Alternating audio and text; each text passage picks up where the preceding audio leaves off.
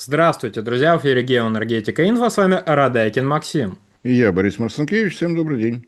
Российская армия нанесла очередные удары по энергетической инфраструктуре Украины. Борис Леонидович, на этом фоне хочется спросить, а как там с отопительным сезоном и электроэнергией на Украине? Это еще встречается или уже занесено в местную Красную книгу? Ну, давайте начнем безотносительно событий в небе Украины.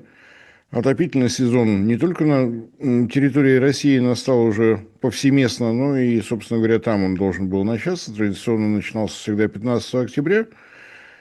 Понятно, что режим в целях экономии всех ресурсов старается это оттянуть.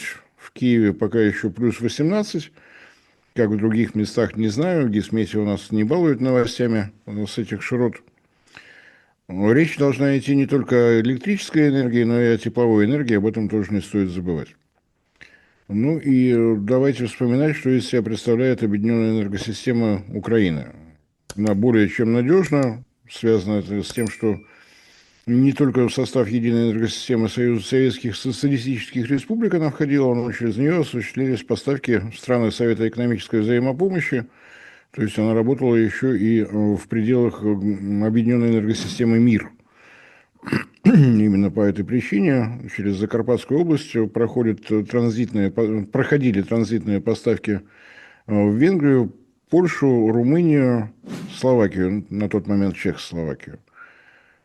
Все эти электрические соединения остались, электрическому току, собственно говоря, все равно в каком направлении идти, здесь интерконнекторы организовывать не требуется. Это все тоже целое, и самое удивительное, что если смотреть на те данные, которые дает сайт Ассоциации компаний и операторов объединенных энергосистем Европы, там каких-то серьезных изменений не происходит. То есть Закарпатская область по-прежнему вполне уверенно себя чувствует, поставки идут. Единственное, что там можно наблюдать, это сдвинутые режимы работы промышленности Украины.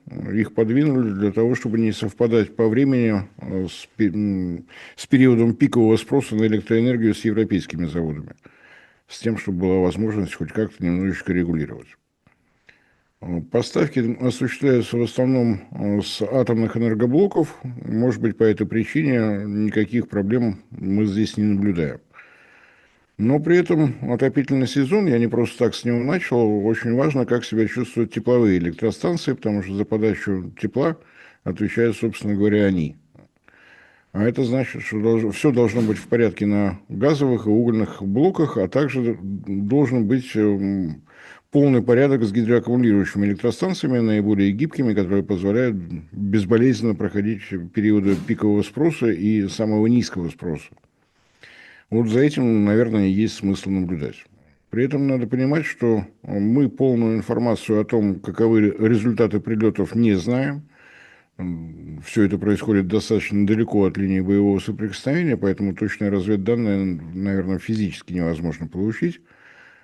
А то, что мы слышим от киевского режима, надо делить то ли на два, то ли на три. Там основной лейтмотив: у нас разбомбили все, дайте нам срочно денег, мы еще раз отремонтируем. Я думаю, что если пробежаться по украинским инфоисточникам, то выяснится, что объединенную энергосистему разрушили уже 3-4 раза, и неизвестно, как там что живет. Если говорить о том, что должно быть сделано, и что мы, по-моему, уже не везде наблюдаем, по крайней мере, в Чернигове, судя по сообщениям с мест, пропала еще и вода. Это значит, что необходимое в любых условиях аварийное питание для системы подачи и отвода воды отсутствует.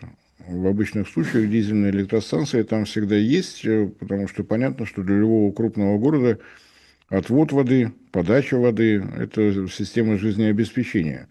Хотя мы считаем это каким-то рыночным сектором, но город без поступления холодной горячей воды, без работы канализации долго протянуть не способен.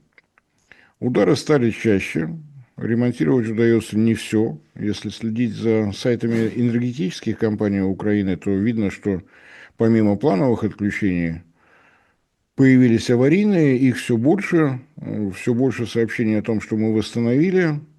На следующий день появляется сообщение о том, что мы продолжаем восстанавливать и будем восстанавливать и впредь. Вероятнее всего, в нашем Генштабе все-таки принято решение о том, что вот эти паузы между воздействием на объединенную энергосистему должны перестать быть настолько продолжительными, чтобы паны успевали отремонтировать все. При этом, как бы мы к украинскому режиму, к киевскому режиму не относились, надо помнить, что это наши энергетики, наши люди. Работать они в жестких условиях вполне способны.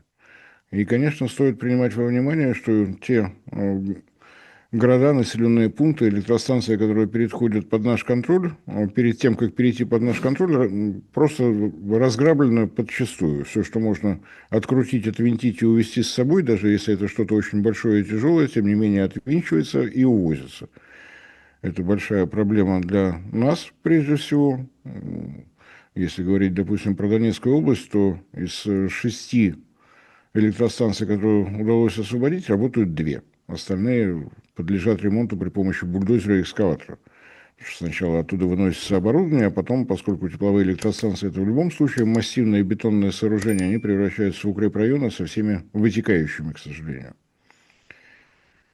Воздействие на гидроэлектростанции, да, возможно, хотя плотину разрушить при помощи БПЛА практически невозможно, но систему вывода мощности, да, потому что в обычных случаях система вывода мощности либо поверх плотины располагается на подходящих площадках, либо рядом, но они закрытых на Украине просто не было. Можно пытаться их закрыть какими-то сооружениями, но бетонными блоками не перекроешь, потому что если это находится на верху плотины, то нагрузка на машинный зал может привести действительно к катастрофе. Все вычурные металлические какие-то сетки, арматурная вязка, ну, как показывают события последних дней, для наших цветущих цветков домашних особо большим препятствием не стали. Почему, мне кажется, нет такого большого воздействия именно на ГЭС? Это всегда риск того, что перестанут работать створы, а это может привести к серьезным наводнениям, и это уже действительно будет гуманитарной катастрофой, а не военными действиями. Что касается тепловых электростанций, то с учетом всего воздействия, которое проводилось и проводится на Полтавскую и Харьковскую области, основные районы добычи, они есть, они не прекращаются. Были сообщения, что до 60% добывающих мощностей уже не работает по разным причинам. Ну и помимо всего прочего, насколько можно судить по всей информации, которая поступает, началось воздействие на компрессорные станции. Основной объем подземного хранения в Львовской области. Есть риск того, что будет просто разорвана вот эта соединяющая нить. И конкретно сегодня поступило сообщение о том, что закачка в Львовские подземные хранилища прекращена. Причем прекращена с обеих сторон. Нет поступления из Польши, нет поступления из восточных областей Украины. С учетом того, что объем, который удалось закачать, недостаточен, уже было очевидно еще до возрастания интенсивности воздействия, что придется покупать в отопительный сезон. Понятно, что это дорого и будет еще дороже, поскольку зимой, которая ожидается не такой теплый, как в предыдущие годы, рост цен будет и в Европе, соответственно, и объемов будет меньше свободных для поставок на Украину, и цена будет выше. Тем более, что те тарифы за прокачку, которую выстроила Румыния, которую выстроила Словакия, уже приводят к тому, что если сравнивать внутренние украинские цены с ценами на хабе TTF, то в пользу Украины где-то плюс $100 за 1000 кубометров уже есть. Можно подавать по поводу таких тарифов в суд на Словакию, на Румынию. Это очень полезное занятие, но с учетом скорости работы европейских судов результат будет года через 3. А зимовать надо сейчас. И остается большой вопрос, на всех ли блоках угольных есть достаточное количество запаса того угля, который им необходим.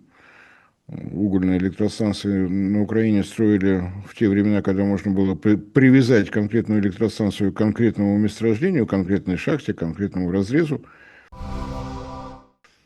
Поскольку основной район угледобычи это наша территория, а не украинская. Ну, надо искать где-то по белу свету, где можно найти подходящий уголь, как его доставить на территорию подконтрольную Киеву, как его транспортировать по этой территории. У нас этих сведений нет. Известно, что есть перебои с поставками электроэнергии на день сегодняшний. Известно, что есть перебои с поставками газа в подземное хранилище. И много-много шума, в котором сложно понять, что правда, а что нет. По крайней мере, не так давно по правому берегу Днепра в пределах Киева воздействие было. Были фотографии о серьезных пожарах на ТЭЦ номер 5. Это вторая по мощности городская электростанция после ТЭЦ номер 6. Сегодня тоже что-то было, но пока сведения еще не просочились.